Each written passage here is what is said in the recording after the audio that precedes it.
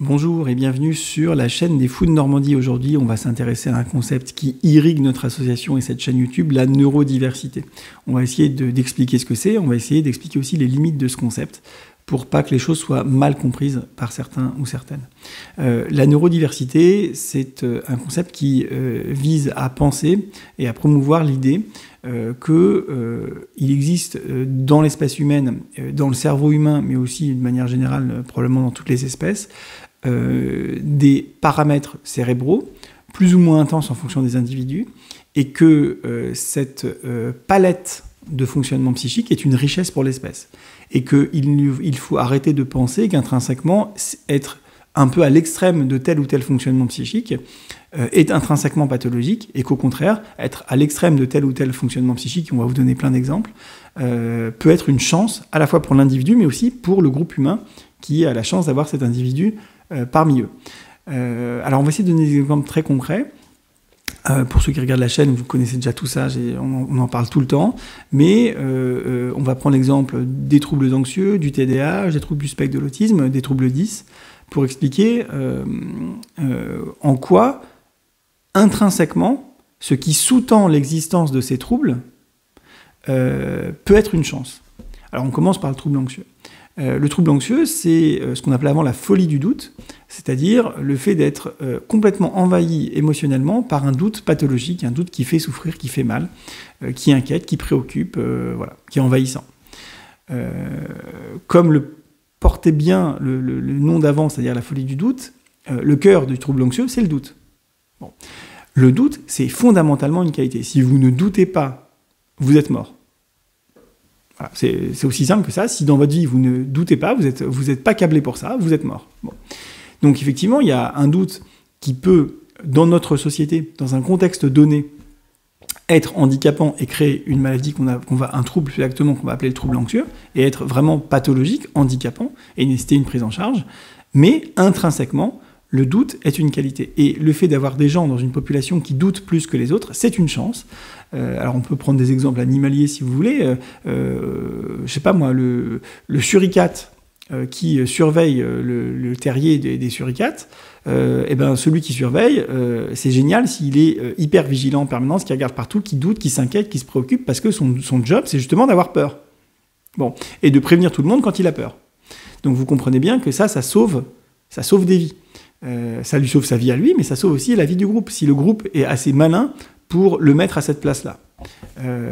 Donc ça n'est plus un handicap pour lui, c'est plus quelque chose qui le fait souffrir. Il a un rôle social, sa particularité, elle est valorisée, et donc il est utile pour lui-même et pour les autres. Et il n'est pas stigmatisant en disant « oh, lui s'inquiète tout le temps, etc. etc. » Voilà. Alors évidemment, chez l'être humain, quand le doute devient vraiment pathologique, vraiment envahissant, qui l'empêche de dormir, qui rend triste, etc., ça, il faut le prendre en charge. Et ça, c'est malheureusement, on en parlera dans la deuxième partie. Il y a des gens qui ne comprennent pas que c'est pas parce qu'on fait partie de la neurodiversité il y en a qui pensent que puisqu'on fait partie de la neurodiversité, il ne faut pas se prendre en charge. Donc c'est absurde, évidemment, on en parlera après. Autre exemple, on va prendre l'exemple du TDAH, du trouble de déficit attentionnel / hyperactivité. Donc c'est un trouble qui est caractérisé par une propension plus élevée que la moyenne à être distrait et impulsif quand il n'y a pas de plaisir ou alors quand il y a du stress. Donc ça, typiquement aussi, tout le monde est comme ça. C'est-à-dire tout le monde est plus distrait et plus impulsif quand il n'y a pas de plaisir ou quand il y a du stress. C'est tout le monde. C'est le fonctionnement du cerveau normal, tout comme le doute. Le doute fait partie du cerveau. Simplement, il y a des gens qui sont plus extrêmes dans ce processus et qui vont en souffrir. Et dans ce cas-là, on va faire un diagnostic de TDAH. Puisqu'ils souffrent d'une particularité neurologique extrême, on va dire qu'ils souffrent d'un TDAH et on va éventuellement les prendre en charge si nécessaire. Mais fondamentalement, les gens les plus distraits, les plus impulsifs, c'est souvent les plus curieux, c'est souvent les meilleurs chasseurs, les meilleurs cueilleurs, les meilleurs combattants, aussi en partie, s'ils ont d'autres qualités, les meilleurs chefs de groupe. Et donc, il faut comprendre que intrinsèquement, ce n'est pas une pathologie d'avoir un haut niveau de distractivité et d'impulsivité. C'est plutôt une qualité, et c'est une qualité qui a permis à l'espèce de survivre. Donc, penser que ce fonctionnement cognitif-là, extrême, est intrinsèquement pathologique, c'est une faute. Et c'est ça que dit le concept de neurodiversité. Arrêter de pathologier des fonctionnements qui ont permis à l'espèce de survivre. C'est absurde. C'est absurde. Bon. Par contre, encore une fois, quand c'est pathologique, et là, il faut prendre en charge des gens qui souffrent. Bon. Autre exemple, les troubles du spectre de l'autisme. si on devait essayer de trouver une caractéristique un petit peu spécifique, même si c'est pas le cas, mais un peu spécifique aux troubles du spectre de l'autisme, on dirait qu'ils ont des anomalies, entre guillemets, par rapport à la moyenne, par rapport à la norme de la théorie de l'esprit et de l'empathie. Et qu'ils ont, par rapport à la norme, un plus faible niveau de théorie de l'esprit, c'est-à-dire de capacité à, entre guillemets, lire dans les pensées. Alors, sans caractère bizarre, hein, à essayer à avoir une capacité à lire les émotions des autres, à lire ce qu'ils ont dans leur tête, quelles sont leurs intentions, etc. Donc ça pareil, il y a des avantages à avoir une bonne théorie de l'esprit, mais il y a aussi des inconvénients. Donc quelqu'un qui a une faible théorie de l'esprit, il peut avoir aussi beaucoup de qualités. Par exemple, il peut avoir un raisonnement un peu moins empreint de l'émotion. Et ça peut être très utile. Alors ça dépend, parce que les gens ayant un trouble du spectre de l'autisme sont très souvent hypersensibles, alors pour d'autres raisons, hein, pas à cause d'une théorie de l'esprit qui serait très élevée, mais pour la partie théorie de l'esprit faible, ça peut aussi avoir des avantages majeurs dans certaines résolutions de problèmes, et ça peut sauver des vies. Ça peut sauver des vies. Cette pensée qui sort des cases, elle est fondamentalement utile et elle permet de faire plein de découvertes, y compris scientifiques. D'ailleurs, on le sait, la proportion de chercheurs atteints de troubles du spectre de l'autisme est bien plus élevée que ne le voudrait le hasard. Bon. C'est pas du tout étonnant. Le mode de fonctionnement de personnes ayant un trouble du spectre de l'autisme, il est assez favorable à l'approfondissement de certaines connaissances et à la créativité. Donc, alors après, il peut aussi y avoir des aspects plus compliqués, et c'est en ça qu'on va considérer qu'il peut y avoir un trouble du spectre de l'autisme, et dans ce cas-là, s'il y a un trouble, s'il y a une souffrance, il faut la prendre en charge. Mais intrinsèquement, certaines caractéristiques des personnes souffrant d'un trouble du spectre de l'autisme peuvent être extrêmement utiles à une population humaine. Je ne sais plus si on avait dit d'autres exemples, enfin, on en a déjà pas mal. Donc ça, c'est vraiment important de comprendre que le concept de base, c'est de dire que les processus cognitifs de l'espèce humaine, quand il y a une large palette d'intensité dans ces processus, et que cette large palette, elle est très utile, même si elle peut faire souffrir des gens, parce que dans un contexte donné, ces compétences spécifiques ne vont pas être exploitées. Par exemple, on a pris l'exemple tout à l'heure du suricate. Si le suricate, au lieu de lui donner le rôle de personne d'éclaireur, enfin pas d'éclaireur, mais de surveillance, eh bien, vous lui donnez un rôle dans un coin où il ne va pas pouvoir exploiter ses compétences, eh bien, il va se sentir mal, il va déprimer, il ne va pas être bien. Eh ben, c'est pareil pour la personne anxieuse, donc pour le TDAH, pour le trouble du spectre de l'autisme. Malheureusement, on vit dans une société où il faut rentrer dans une case, et la case, elle est toute petite, elle est très rigide. Elle est toute petite, donc il y a plein de gens qui s'en sentent exclus, et elle est très rigide, c'est-à-dire que les gens qui font un effort pour y rentrer, ils sont vraiment très à l'étroit, ils ont beau vouloir un peu pousser la case, elle ne bouge pas.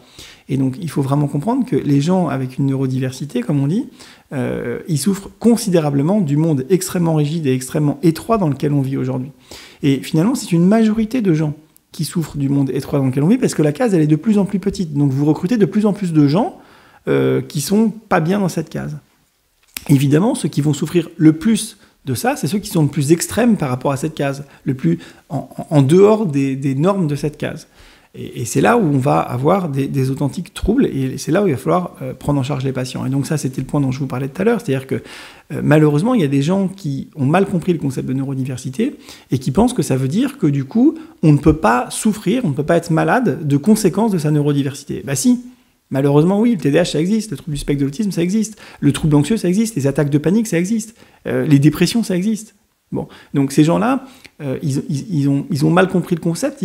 En fait, ils font porter aux psychiatres une sorte de responsabilité en disant bah, vous nous psychiatrisez. Mais pas du tout. Les 3/4 des psychiatres sont tout à fait d'accord avec ce concept de neurodiversité. Enfin, en tout cas, j'imagine. En tout cas, ici, sans aucun doute.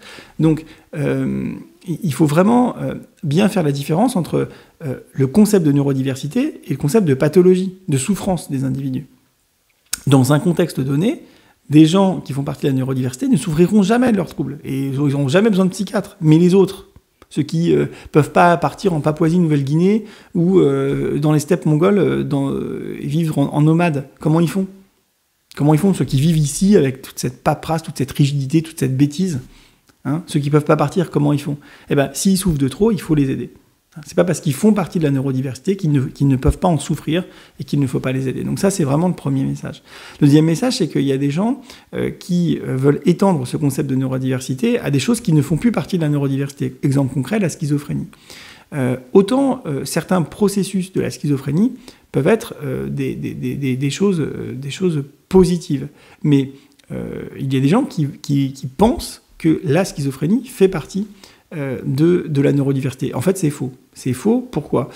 Parce que la schizophrénie, ce n'est pas une sorte d'intensité un peu plus poussée d'un processus commun à tous, comme le trouble anxieux, comme le TDAH, comme tout ce qu'on a dit. La schizophrénie, il y a vraiment une particularité, c'est qu'il y a des délires et des hallucinations, qu'il y a une désorganisation de la pensée, des émotions et du comportement qui, quand elles sont présentes, font terriblement et systématiquement, c'est-à-dire quel que soit le lieu où ils vivent, la période où ils vivent, l'environnement dans lequel ils sont, même en Papouasie-Nouvelle-Guinée ou dans les steppes mongoles, toute personne atteinte de schizophrénie sera terriblement et systématiquement en souffrance. Et ça, il faut vraiment le comprendre. Quelqu'un qui peut avoir une biologie très TDAH, très extrême dans la distractivité et l'impulsivité, vous le mettez au Masai Mara, alors qu'il est hyper extrême, ce sera le roi du monde. Il sera hyper content. D'accord ? Nulle part, malheureusement, quelqu'un qui souffre d'une schizophrénie, de délire, d'hallucination horrible, parce que les délires et les hallucinations de la schizophrénie, c'est pas des trucs rigolos, c'est horrible, c'est terrifiant. D'accord ? C'est terrifiant. Eh bien, nulle part, malheureusement, quelqu'un qui souffre d'une schizophrénie ne sera bien, nulle part, c'est entre guillemets compétence. Malheureusement, il n'en a pas, malheureusement, en tout cas dans ces symptômes-là. Dans les symptômes de schizophrénie, ne représentent pas de compétences particulières. Il peut y avoir des compétences dans d'autres domaines, mais qui ne sont pas liées à la schizophrénie. Eh bien, nulle part, les soi-disant compétences utiles dans la schizophrénie ne peuvent s'exprimer, parce qu'en fait, il n'y en a pas. C'est terrible, la schizophrénie. Terrible. Voilà. Donc, c'est important, parce que parfois, dans les commentaires, je vois vraiment des gens qui comprennent pas bien le concept de neurodiversité.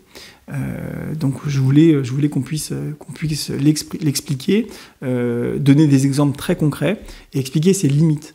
Expliquer ses limites. On pourrait donner un exemple qui soit en dehors de la neurodiversité, puisque la neurodiversité, c'est une sorte de biodiversité. On peut s'intéresser, je sais pas moi, à d'autres organes, prenons, je sais pas, les jambes et les bras. Quelqu'un qui naît sans jambes et sans bras, c'est un handicap. C'est-à-dire qu'il n'y a pas de situation où c'est un avantage. Il n'y en a pas. Vous pouvez essayer d'imaginer, mais il n'y en a pas. Ça ne peut pas être un avantage. Il n'y a pas de situation où une maladie d'Alzheimer ou une sclérose en plaques, et là on est dans le neuro pourtant, est un avantage. Il n'y en a pas. Voilà. Et dire le contraire, c'est horrible. Voilà. Ce serait vraiment scandaleux. Et dire le contraire au nom de la neurodiversité, ce serait vraiment trahir le concept de neurodiversité. Et c'est pas bien, parce que du coup, c'est quand même, derrière ce concept, il y a quand même une idée militante, si vous voulez. Il y a quand même une idée de faire reconnaître à cette société qu'elle ne laisse pas, qu'elle se prive de compétences déjà, parce qu'elle fonctionne comme ça, la société. Elle voit des choses de manière cynique. Donc déjà, on peut lui dire, cyniquement, vous vous privez de compétences. Donc si vous êtes vraiment cynique jusqu'au bout, si vous êtes vraiment matérialiste, si vous êtes vraiment, vous voulez remplir vos petites cases, là, vos petites cocher le pourcentage de croissance de je sais pas quoi de vos entreprises, et ben déjà rien que pour ça, rien que dans votre raisonnement à vous, vous devriez prendre en compte cette neurodiversité.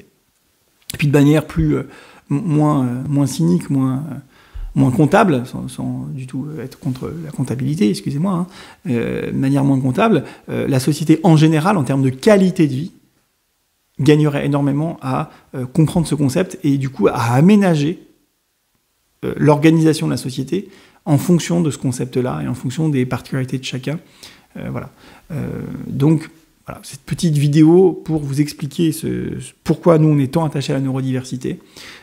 Parce que finalement, en changeant l'environnement, moi j'ai, je sais pas, vraiment sans rire et sans être marseillais, encore une fois, excusez-moi les Marseillais, c'est une image, sans rire, je pense vraiment que 90% des gens que je vois, mais vraiment 90% des gens que je vois en consultation n'auraient pas besoin d'un psychiatre si l'environnement était favorable. Vraiment, je le pense sincèrement, peut-être que je me plante complètement, etc. Là, je vous dis franchement les choses, je n'ai pas une étude à vous apporter, contrairement à d'habitude. Donc c'est mon avis, ça ne vaut pas grand-chose, mais c'est en tout cas le sentiment que j'ai.